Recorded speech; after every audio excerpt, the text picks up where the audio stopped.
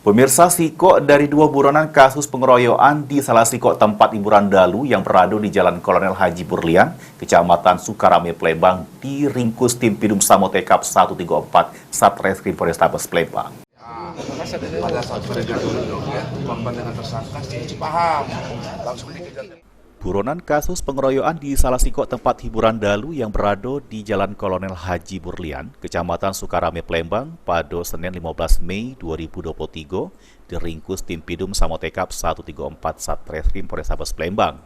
Tersangka bernama Rido Triansa, 32 tahun, warga Seigerong, Kelurahan Pelaju Ilir, Kecamatan Pelaju, bersama rekannya Rio yang masih DPO ngeroyok korban Dio Aldirano, sehingga ngalami luka robek di lutut sebelah kanan, benjol di kepala bagian buri, sama luka memar di muka.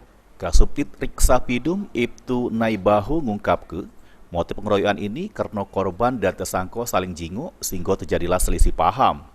Tak lama itu tersangka Rio metu keluar ngembek senjata tajam jenis pedang di jok motornya, dan pedang tersebut diinjuknya ke tersangka Rido yang ngebuat korban mengalami luka bacok di lutut kanan.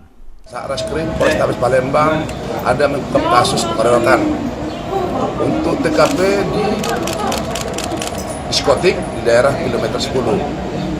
Nah, untuk kronologis kejadian antara korban dan tersangka, berikut pengunjung yang lain sedang hiburan di kafe tersebut. Karena korban dengan tersangka selisih paham, kemudian tersangka mengambil pisau yang sudah disiapkan dan langsung mengejar korban. Dan korban saat itu menderita luka berat dan sampai saat ini masih diopnam di rumah sakit. Itu masalah itu apa? Masalah apa? Masalahnya motifnya antara korban dan tersangka selisih paham.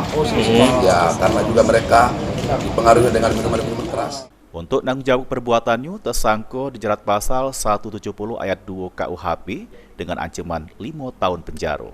Heru Wahyudi, PAL TV.